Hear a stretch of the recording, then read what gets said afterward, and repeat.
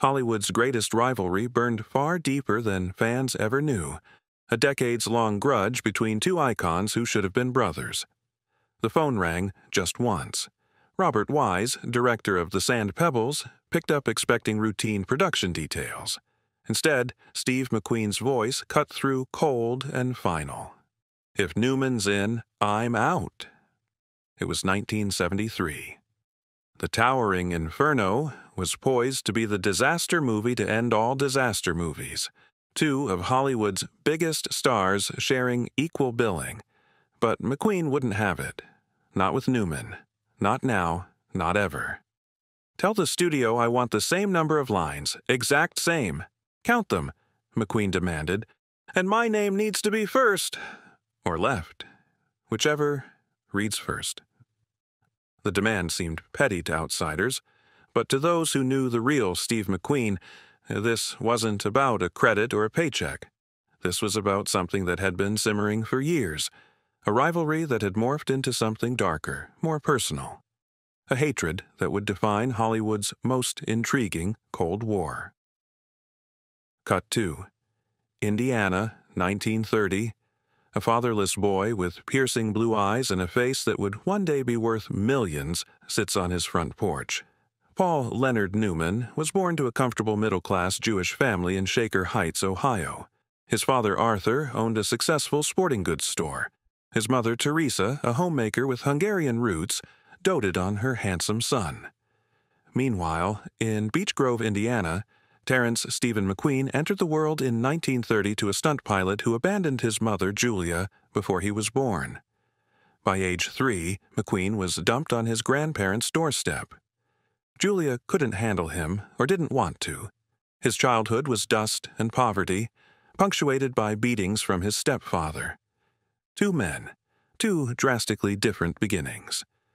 Two paths that would cross, overlap, and ultimately collide in ways that would reshape Hollywood's power dynamics forever. Newman took the conventional route.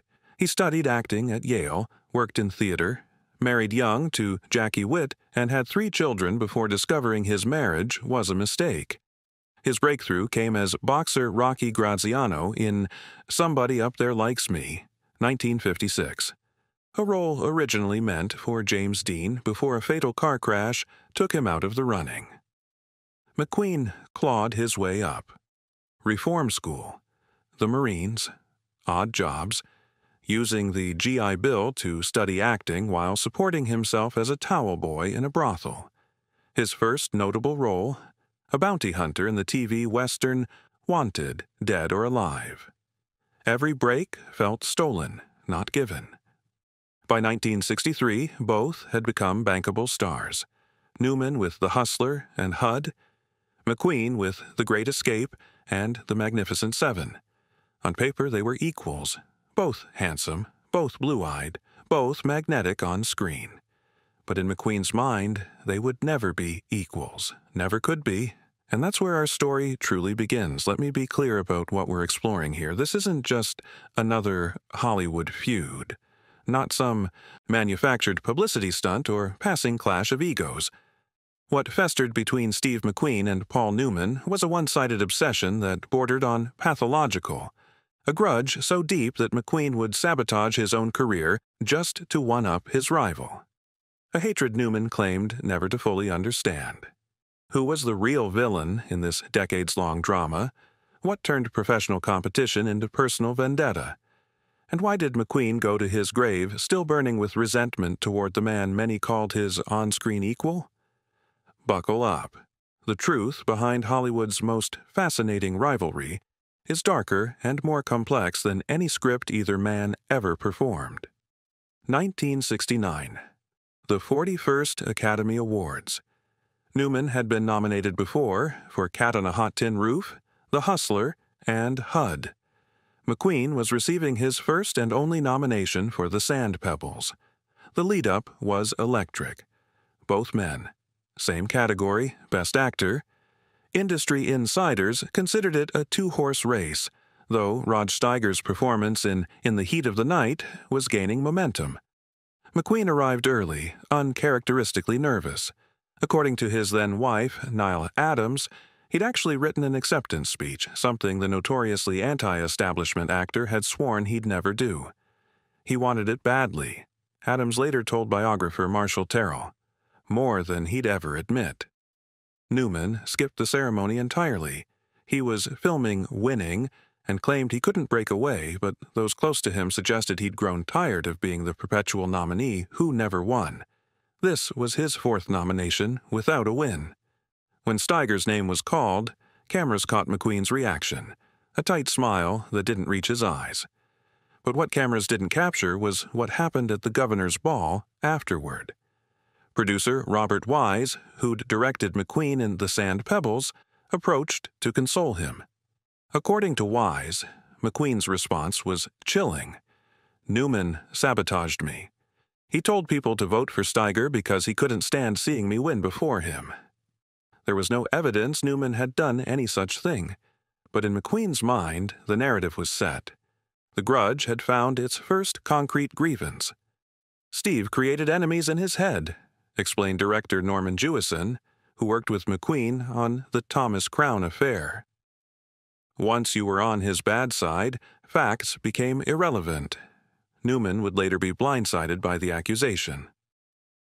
"I heard about it years later and couldn't believe it," he reportedly told a journalist in 1986. "Why would I campaign against him? I wasn't even there, but the damage was done, and this was just the beginning. The screenplay was electric. William Goldman's Butch Cassidy and the Sundance Kid had sparked a bidding war, eventually selling for a then-record $400,000 to 20th Century Fox. Director George Roy Hill had Paul Newman in mind for Butch from the start. But the role of Sundance was up for grabs. McQueen was the studio's first choice. The two biggest action stars on the same screen? Box office gold. Initial meetings went well. McQueen liked the script.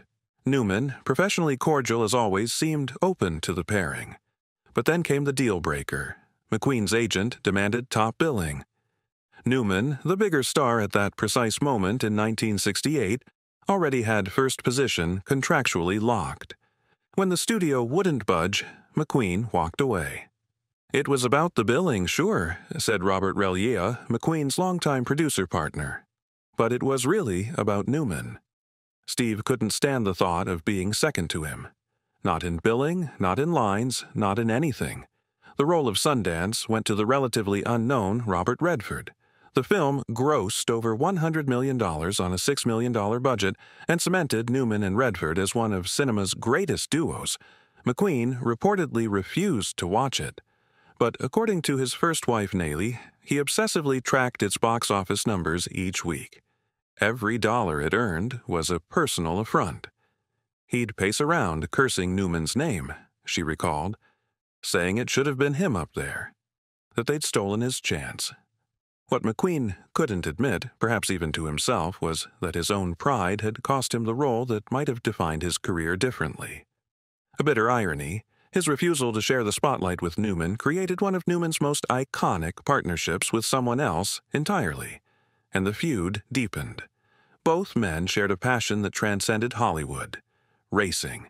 Not just the glamorous association with fast cars, but the gritty, dangerous business of actually competing on professional circuits. Newman discovered racing while filming Winning in 1969.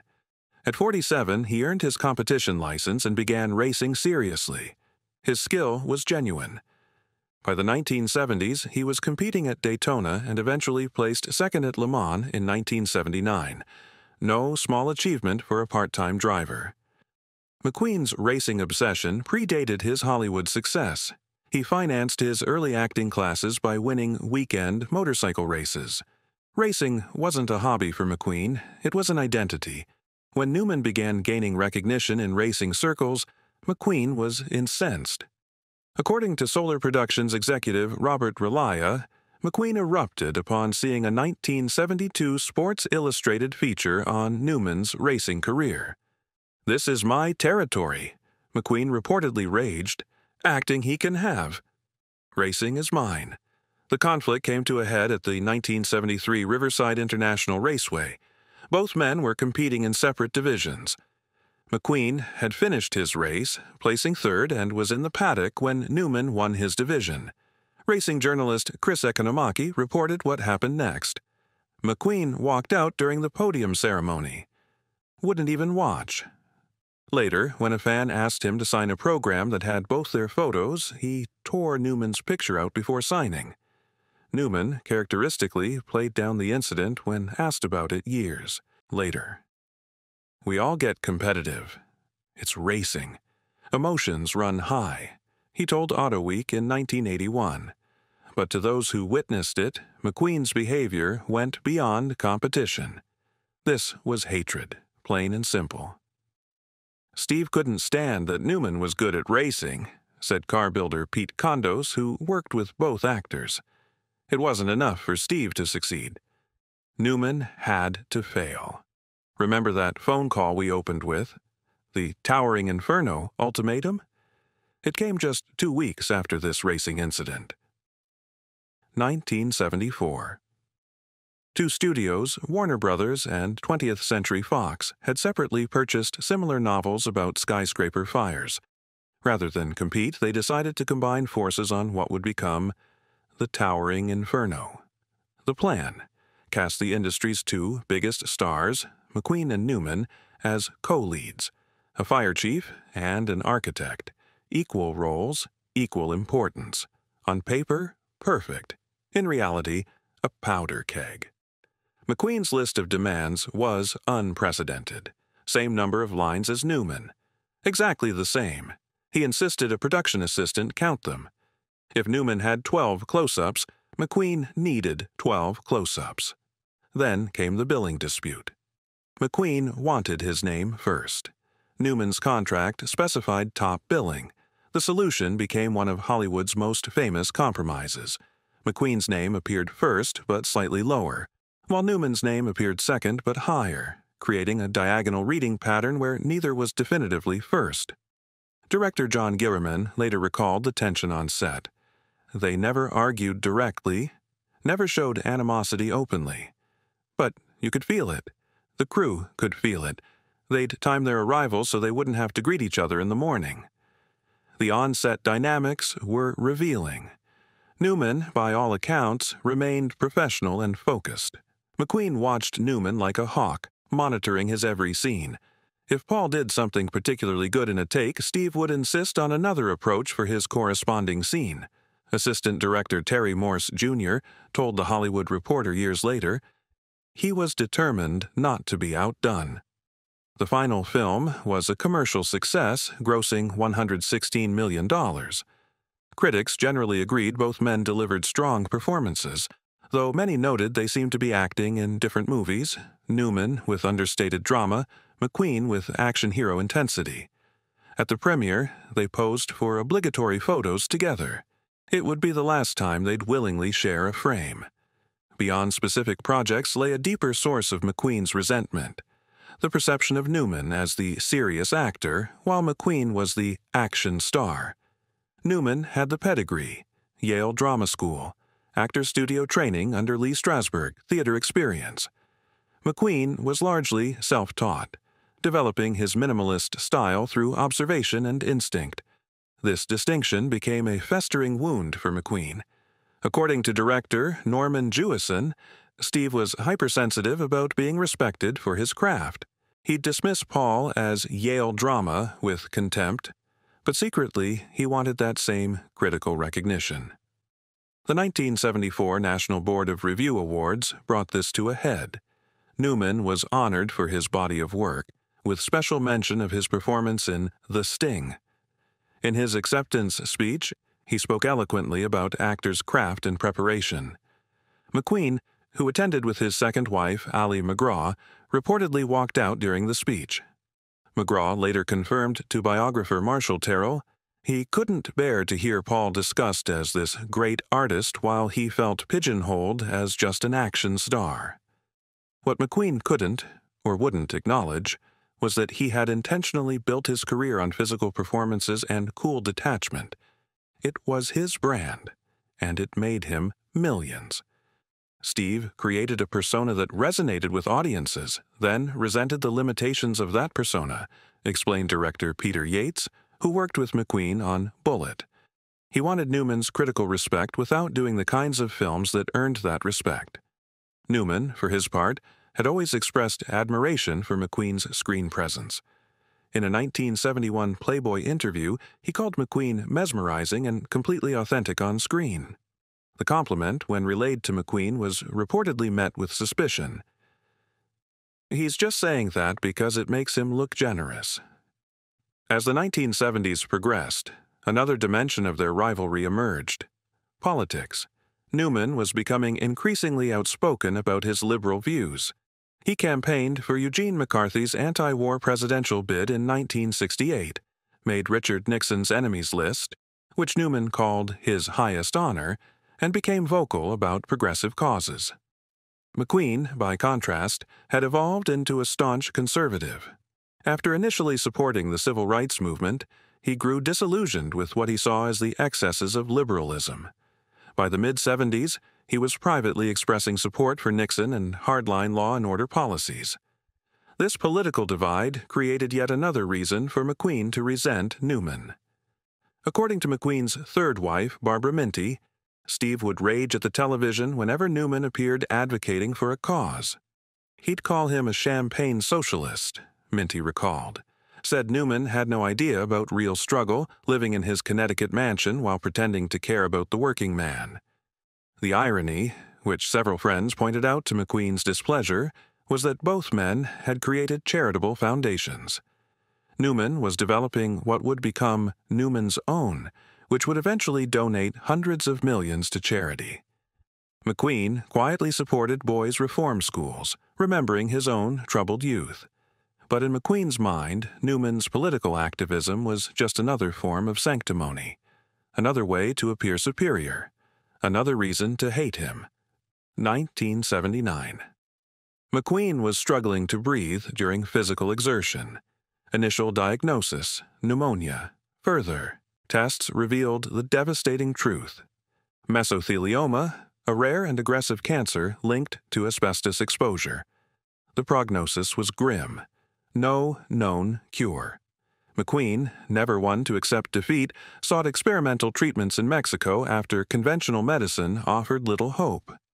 During this difficult period, something unexpected happened.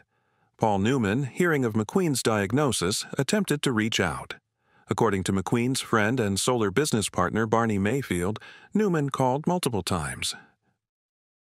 Steve refused to take the calls, Mayfield later revealed. I told him, "Man, life's too short for this. The guy just wants to wish you well." Steve just said, "Too little, too late." What exactly McQueen believed Newman owed him, what gesture would have healed the rift years earlier, remains unclear. The grudge had become its own entity, beyond rational explanation. In a final, tragic twist, Newman sent a personal letter to McQueen's hospital room in Mexico. McQueen reportedly read it, then asked for it to be burned without sharing its contents with anyone.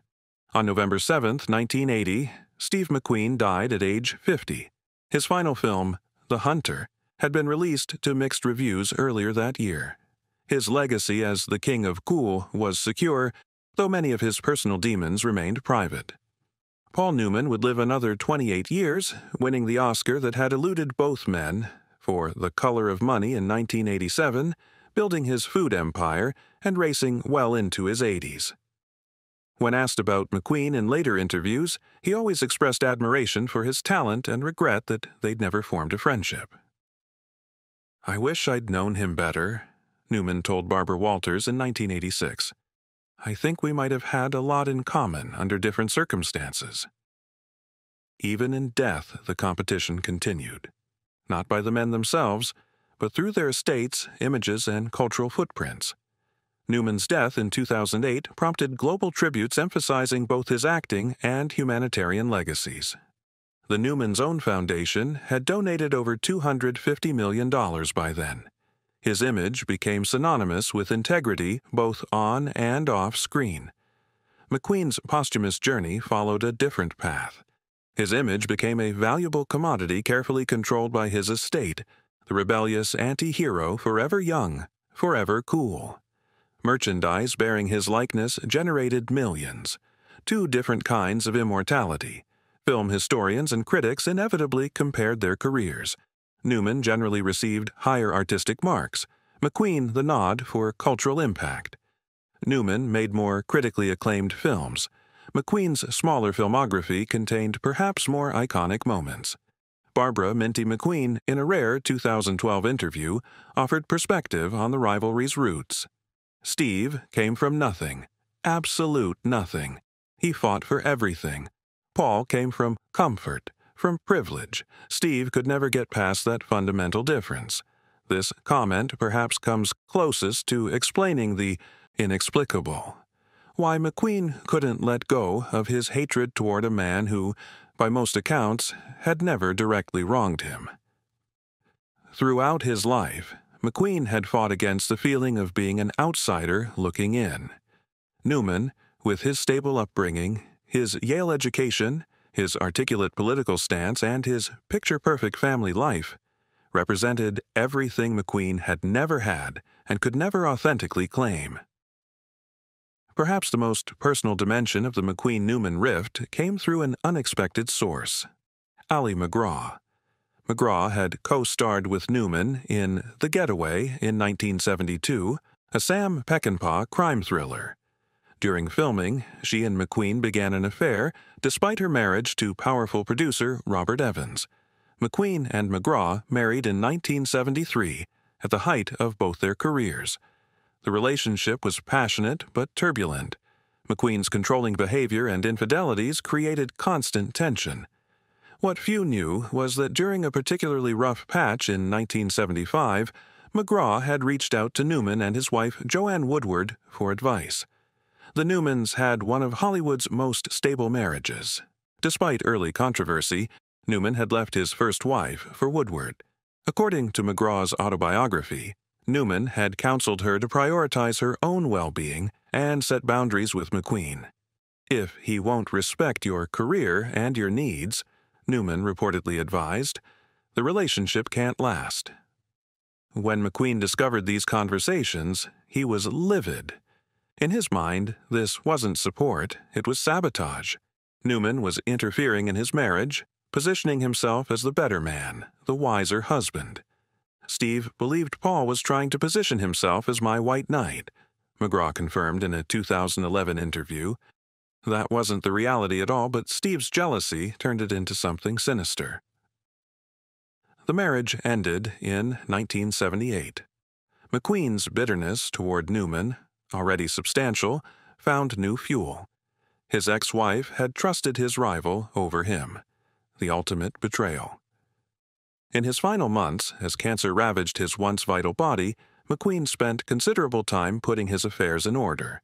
His will, revised shortly before his death, contained a small but telling detail that revealed the grudge had followed him literally to his grave.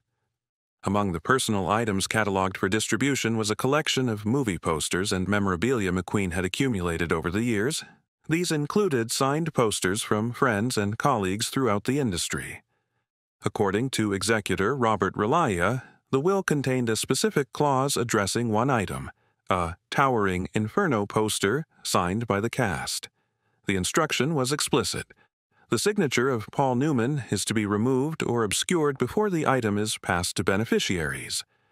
This final act of repudiation, wanting to literally erase Newman from the record of his career, demonstrated how deep and unyielding the hatred had become. When this detail became public years later, Newman was reportedly stunned. "I never knew it went that deep," he told a journalist in 1995. "I'm not sure what I did to deserve that level of animosity." The truth was, Newman hadn't done anything specific. He had simply been Paul Newman, talented, successful, respected, and seemingly at ease with himself. Everything McQueen wanted to be but feared he never truly was. Not every Hollywood rivalry is manufactured for publicity. Some run deeper, touching the rawest nerves of identity, validation, and self-worth. The McQueen-Newman feud stands apart precisely because it was so one-sided. Newman consistently expressed respect for McQueen, while McQueen nursed his grievances in private, letting them shape career decisions and personal interactions for decades. There were moments when reconciliation seemed possible. The call McQueen refused to take during his illness, the letter he had burned, the mutual friends who tried to broker peace over the years. But McQueen could never let go. The grudge had become part of his identity. Those closest to McQueen suggest that his hatred of Newman provided something essential, a foil against which to define himself. Newman was the establishment. McQueen was the rebel. Newman was Polish. McQueen was raw authenticity. Newman was privilege. McQueen was hard-won success. Without this contrast, without this enemy, who would Steve McQueen have been? For his part, Newman went to his grave in 2008 still puzzled by the depth of McQueen's animosity. In one of his final interviews, he reflected on their parallel careers. We could have done something special together. Really special. That's my only regret about the whole thing. Hollywood's greatest what-if remains tantalizingly unanswered.